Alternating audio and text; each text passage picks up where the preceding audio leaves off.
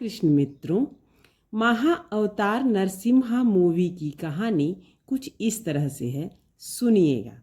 शुरू में हम दक्ष पुत्री अदिति को देख पाते हैं, जो कि इंद्रदेव द्वारा बारिश कर देने पर मनमोहित हो गई थी। उनके शरीर के अंदर काम वासना जग गई थी और वह अपने स्वामी से बार बार गुहार लगाने लगती है। तो उनके पति, जो कि साधु स्वामी होते हैं, वह कहते हैं कि शाम के वक्त की पूजा में विघ्न डालते हुए तुम्हें शर्म नहीं आ रही है? यह वक्त सही नहीं है। इस वक्त असुर, राक्षस और बड़े बड़े अधर्मी आसमानों से गुजरते हैं। मैं तुम्हें काम वासना के लिए मना नहीं कर रहा हूँ, मगर यह टाइम अनुचित है। मगर फिर भी अदिति उनकी बात नहीं मानती और उनके बीच में इंटीमेसी हो जाती है। नेक्स्ट मॉर्निंग जब स्वामी जी जाकर के नदी में नहाते हैं तो इन्हें ज्ञात होता है कि उस टाइम जब यह दोनों इंटीमेट हो रहे थे तो वहाँ पर असुर शक्तियाँ आसपास घूम रही थी। इसी वजह से अब अदिति के पेट में दो ऐसे असुर शक्तियों ने जन्म लिया है, जो कि आगे चल करके भगवान को चेतावनी देंगे, साधु संतों का नाश करेंगे, गरीब लोगों पर अत्याचार करेंगे और अपनी हाहाकार से पूरी दुनिया को हिला करके रख देंगे।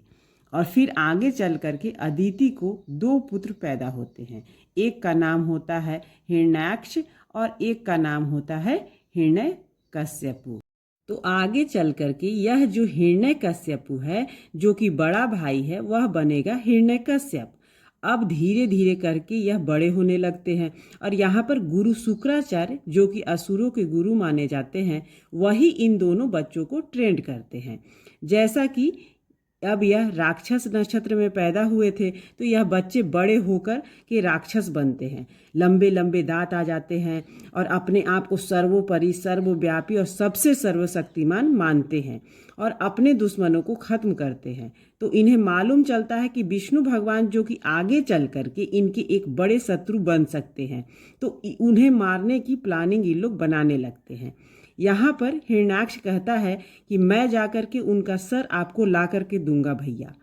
अब इस द्वेष में आकर के, या फिर कहें कि अहंकार की भावना में आकर के, हिरण्याक्ष ने बोल तो दिया और वह निकल भी पड़ा भगवान विष्णु से फाइट करने के लिए। मगर उसे क्या पता था कि भगवान खुद न आकर कि अपने अलग अलग रूपों में उसका विनाश करने के लिए तैयार थे। तो बेसिकली हिरण्याक्ष ने जाकर के सबसे पहले भूदेवी यानी कि धरती को ही कब्जे में कर लिया और उसे उठा करके ले जाकर के समुद्र तल में कहीं छिपा दिया। जिसके बाद सभी देवतागण पहुँचते हैं ब्रह्मा भगवान के पास और उनसे गुहार लगाते हैं कि यह तो हिरण्याक्ष का सीधा सीधा हम देवों को यानी कि सूरों को प्रत्यक्ष रूप से दी गई प्रतियोगिता है भगवान। इसमें हम उसका कुछ बिगाड़ भी नहीं पा रहे हैं, क्योंकि वह बहुत ज़्यादा ताकतवर है। अब ब्रह्मदेव, आप ही कुछ रास्ता दिखलाइए। तो अचानक से ब्रह्मदेव को छींक आती है और उनमें से निकलते हैं एक वराह मतलब सुअर, लेकिन इस कहानी में उसे सुअर नहीं, वराह के रूप में ही इसे मैं आपको बताऊंगा। अब ब्रह्मदेव, आप ही कुछ रास्ता बताइए और वहाँ पे एक वराह की उत्पत्ति होती है। चलिए, जो कि यहाँ पर वराह अवतार लेकर के विष्णु भगवान होते हैं, खुद धरती पर वराह अवतार लेकर के जाते हैं और नीचे पानी में गोता लगाते हैं और वहाँ पर सीधा भूदेवी को यानी कि धरती को बचाने की कोशिश करते हैं। यहाँ पर हिरण्याक्ष और वराह भगवान की एकदम फाइट होती है 1 to 1। और जो यहाँ पे तगड़े VFX दिखाए गए हैं, उसने यहाँ यानी कि इंडिया की एनिमेटेड मूवीज का लेवल 2 गुना ऊपर कर दिया है। इसलिए आप लोग जाइए सिनेमा घरों में और बच्चों को ले करके जाइए और सिनेमा देख कर आइए। दोनों शानदार धुरंधर थे, जो कि एक दूसरे पर हावी होने की कोशिश करते हैं। मगर भगवान विष्णु तो भगवान हैं, भगवान विष्णु का एक अंश थे, तो आखिर हिरण्याक्ष उनसे कैसे जीत पाता यहाँ पर हालांकि वह अपना एक वज्र अस्त्र भी चलाता है, मगर वराह जी सामने उसकी एक नहीं चलती है और उसको जोरदार पीट कर विष्णु भगवान वराह अवतार में मार डालते हैं। इस बात से पूरा देवगण बहुत ज्यादा खुश हो जाता है। जहां पर एक तरफ खुशियों की लहर थी, वहीं दूसरी तरफ असुर राज्य के अंदर एक मातम की लहर छाई हुई थी। हिरण्यकश्यपु ने यानी कि हिरण्यकश्यप ने यह डिसाइड कर लिया था कि वह तो अब कैसे भी करके विष्णु भगवान से अपने भाई की मौत का बदला लेकर के ही रहेगा। जहां पर गुरु शुक्राचार्य का कहना था कि वो यानी कि विष्णु जी का एक भगवान है, और अगर तुम्हें भगवान से लड़ना है तो भगवान जितना ताकतवर होना पड़ेगा।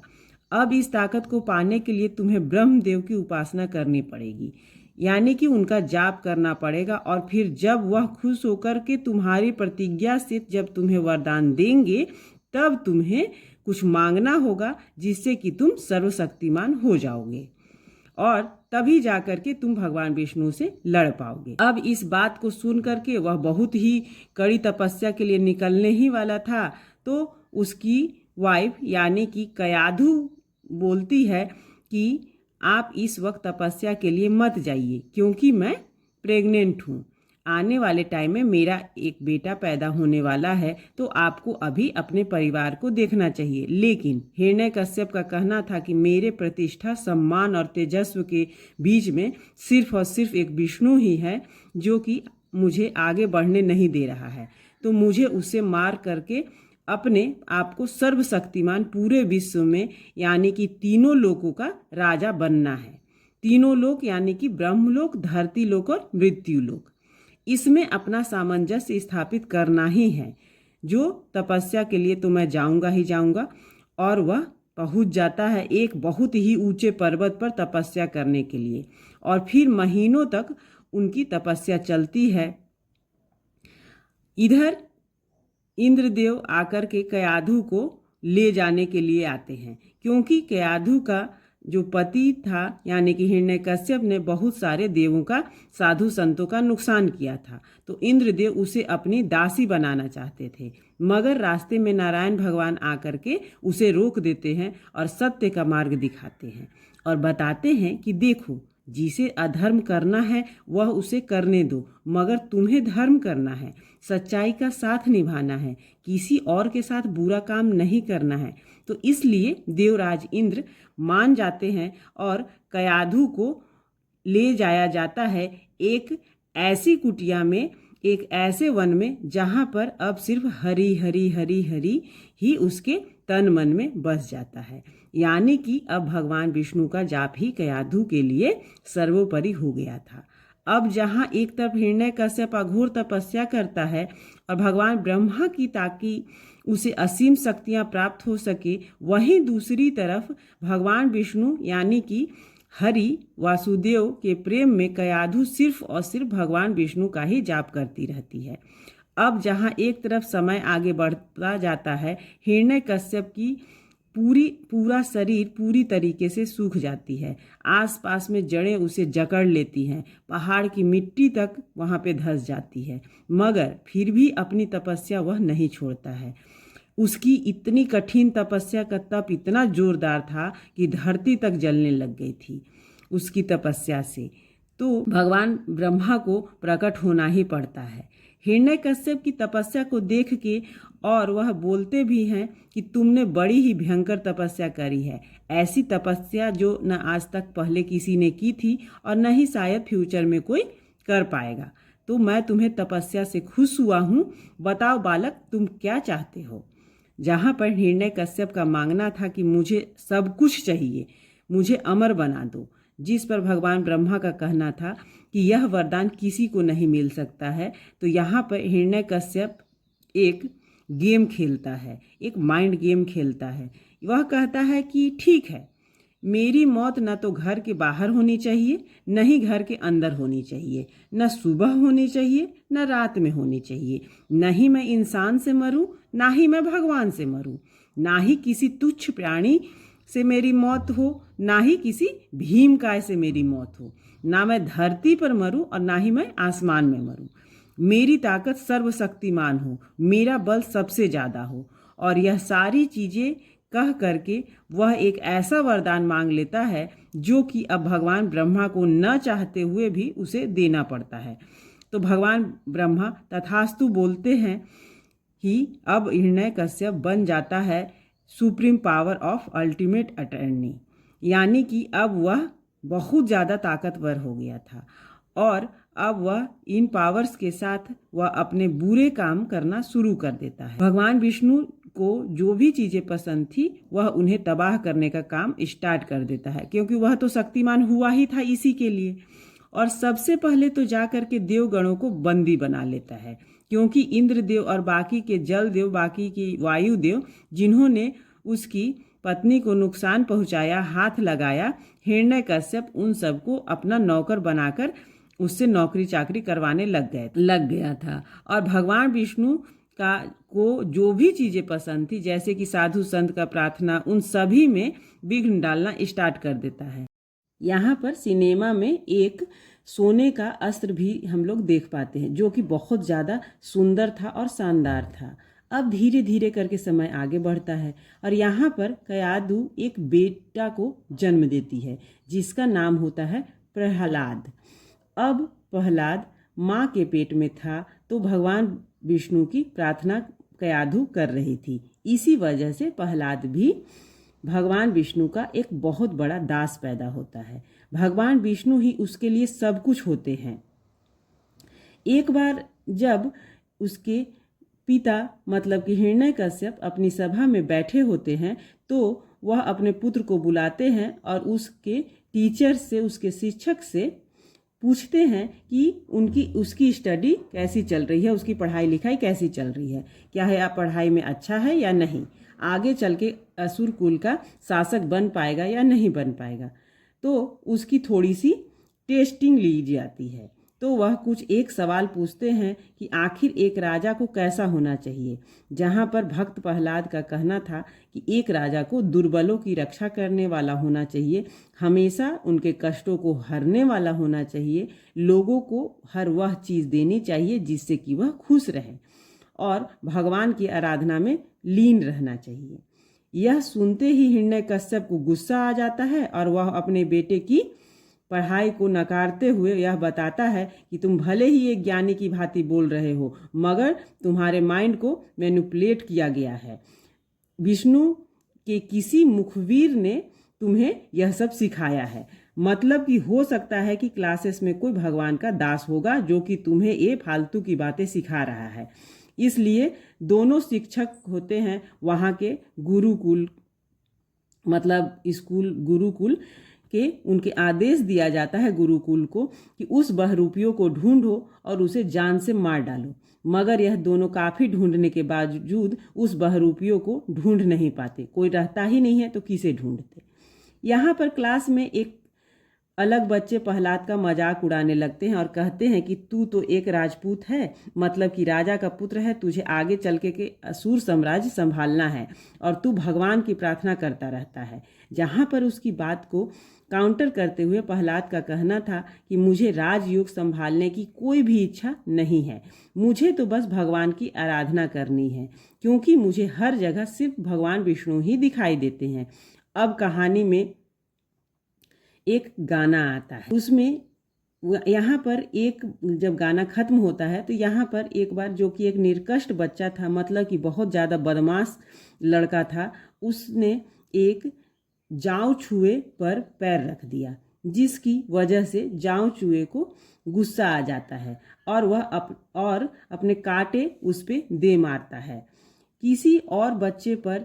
लेकिन इसे बचाने के लिए बीच में प्रहलाद आ जाता है, वह बहुत तड़प रहा होता है। अब उसकी यह ताकत को देखकर और प्रहलाद उस बच्चे को बचा लेता है। अब उसकी यह ताकत को देखकर सभी जो कि बाकी असुर बच्चे ही होते हैं समझ जाते हैं कि यह लड़का प्रहलाद दुर्बल तो नहीं है, इसमें ताकत तो बहुत है, मगर यह कभी शोर नहीं करता है, कभी दिखावा नहीं करता है। इसका मतलब कि यह राज्य को संभालने लायक, एक शासक बनने लायक पावर तो रखता है, इसलिए हमें इसकी ओर झुकना चाहिए, जो यह कहता है वह मानना चाहिए। ऐसा करते करते अब सभी बच्चे जो कि प्रहलाद को कभी अपना दुश्मन माना करते थे, वह प्रहलाद के साथ मिल करके हरि हरि हरि हरि का गीत गाने लगते हैं, ओम नमो भगवते वासुदेव गाने लगते हैं। मगर यह सारी बातें एक दूसरा बच्चा खड़ा होकर के देख रहा होता है और वह जा कर के यह इन्फॉर्मेशन उन दोनों शिक्षक को दे देता है कि कुछ बच्चे जो कि प्रहलाद के दुश्मन थे वह अब उसके साथ हो गए हैं। हालांकि इस बात से खुश होकर वो टीचर्स उस कमीने बच्चे को थोड़े पैसे दे डालते हैं और फिर जा करके यह बात सीधा हिरण्यकश्यप को बताते हैं कि आपका बेटा तो भगवान विष्णु का दास बन गया है, यहाँ तक कि क्लासेस में सभी को वही बुद्धि सिखा रहा है, सभी को बोल रहा है कि हरि हरि गाओ। अब एक दिन गुस्से में आकर के हिरण्यकश्यप अपनी लोकसभा में प्रहलाद को बुलाते हैं और पूछते हैं कि आखिर तुम स्कूल में क्या सीख रहे हो, क्या बातें कर रहे हो और क्यों बातें फैला रहे हो कि विष्णु सर्वव्यापी सर्वज्ञानी है। क्या तुम्हें इतना भी याद नहीं कि मैं सर्वशक्तिमान हूँ, विष्णु से ज़्यादा मैं पावरफुल हूँ। जहाँ पर प्रहलाद का कहना था कि आप भले ही पावरफुल होंगे, आप में ढेर सारी ताकत होगी, मगर आप भगवान को नीचा नहीं दिखा सकते हैं, आप उनसे मजबूत और उनसे पावरफुल नहीं हो सकते हैं। इस बात को सुन करके आ जाता है हिरण्यकश्यप को बहुत जोर का गुस्सा और वह भरी सभा के अंदर प्रहलाद को जोरदार लात मार देता है और उसके खिलाफ मौत का फरमान जारी कर देता है। यह सुन करके कयाधु मतलब कि उनकी वाइफ प्रहलाद की माँ वह उनके सामने हाथ फैलाने लगती है और बोलती है कि वह सिर्फ 5 साल का एक छोटा बच्चा है, आखिर आप उसके साथ ऐसा क्यों कर रहे हैं, उसके नाम मौत का फरमान नहीं सुनाइए, आप कैसे सुना सकते हैं। मगर हिरण्यकश्यप अपनी जुबान का पक्का था तो उसने डिसीजन ले लिया था।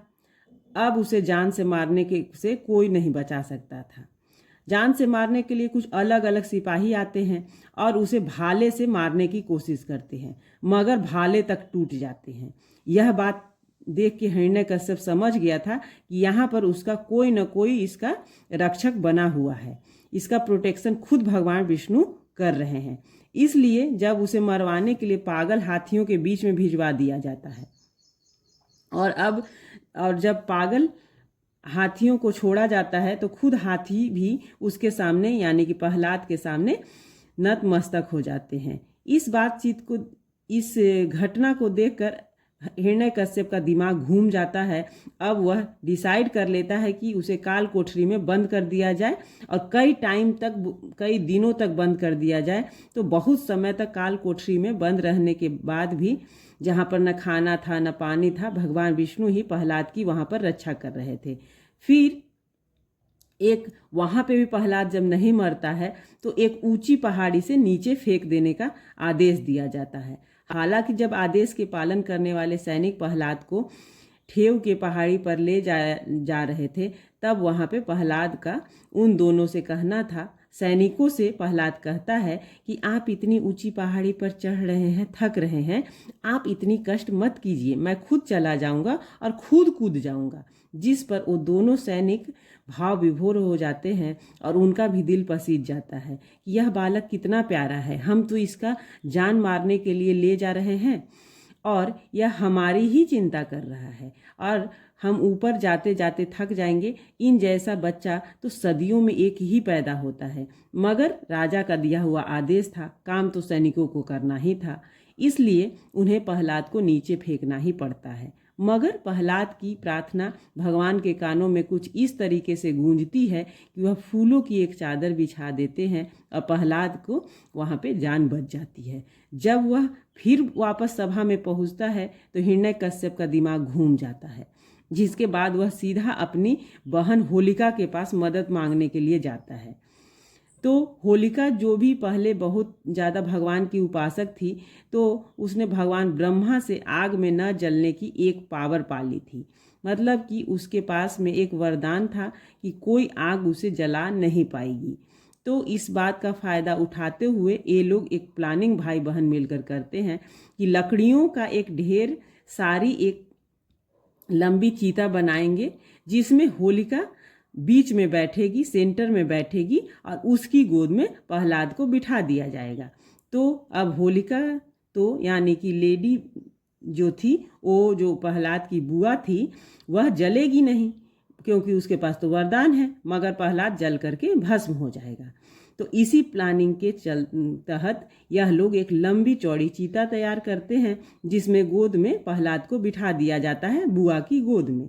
होलिका भक्त प्रहलाद को जब उस चीता को जलाया जाता है तो पहले तो होलिका को कुछ महसूस नहीं होता, मगर अब जो आश्चर्य होता है वह सब देखते रह जाते हैं। जब प्रहलाद ओम नमो भगवते वासुदेव का नाम जप करता है तो उसके शरीर से एक जो सील निकलती है, जो तप निकलता है, वह तप इतना ज़्यादा भयानक था कि वह होलिका को पूरी तरीके से जला करके भस्म कर देता है।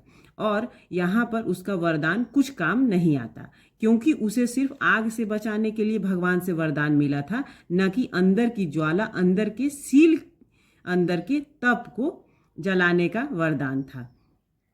और अंदर का जो तप था वो प्रोटेक्ट करने के लिए भगवान ब्रह्मा ने होलिका को कोई ऐसा वरदान नहीं दिया था, और इन्हीं चीज़ों की वजह से होलिका जल गई। और यही रीजन था कि आज हम वर्तमान समय में हम लोग होली खेलने से पहले होलिका जलाते हैं, जहाँ पर छुहारे, गेहूँ और अलग अलग तरह की चावल की फसलों को पकाया जाता है और पूजा करी जाती है। चलिए अब अपनी स्टोरी की तरफ चलते हैं। इस वक्त जो हिरण्यकश्यप रहता है उसे बहुत गुस्सा आ जाता है और उसे दुख भी होता है कि इसके चक्कर में मैं अपनी बहन को भी ले डूबा। उसे दुख होता है तो कि उसे बोलता है कि इसे ले जाओ, इस नीच बच्चे को मेरी आंखों के सामने से कहीं दूर पानी में फेंक दो। तो फिर गुरु शुक्राचार्य उसे एक नदी के पास नाव में बैठा करके ले जाते हैं और जादू से एक पत्थर के पीछे एक सांप को बुला करके हिरण्यकश्यप को बंधवा देते हैं। और फिर उसे पानी में फेंकने ही वाले होते हैं कि तभी भगवान विष्णु खुद गरुड़ अवतार में आकर के उस बड़े से सांप को निकाल फेंकते हैं और प्रहलाद की जान बचा लेते हैं। हालांकि इस वक्त पानी के अंदर तो प्रहलाद गिर गया था, जहां पर वरुण देव खुद बाहर आकर के प्रहलाद को बोलते हैं कि तुम जैसा भक्त जो कि अपने अंतिम क्षणों में भी भगवान विष्णु का जाप कर रहा था, तुम्हारे जैसा बड़ा भक्त तो मैंने आज तक कभी देखा ही नहीं। युगों युगों तक तुम्हें सिर्फ प्रहलाद नहीं बल्कि भक्त प्रहलाद के नाम से जाना जाएगा। और यही रीजन है कि आज भी हम प्रहलाद को सिर्फ प्रहलाद नहीं बोलते हैं बल्कि भक्त प्रहलाद बोलते हैं। तो यही भगवान वरुण का प्रहलाद को वरदान था, जिसके बाद अब भक्त प्रहलाद को हर चीज में, मिट्टी में, पेड़ में, पौधे में, लकड़ी में, जड़ में, स्तंभ में, बिल्डिंग में, यहाँ तक कि हर जीव जंतु में सिर्फ भगवान विष्णु के ही दर्शन होते थे। अब वह तो उसके नाम के पीछे मानो सब कुछ सूद बूद खो बैठा था, बिल्कुल हरी हरी हरी हरी रटता था।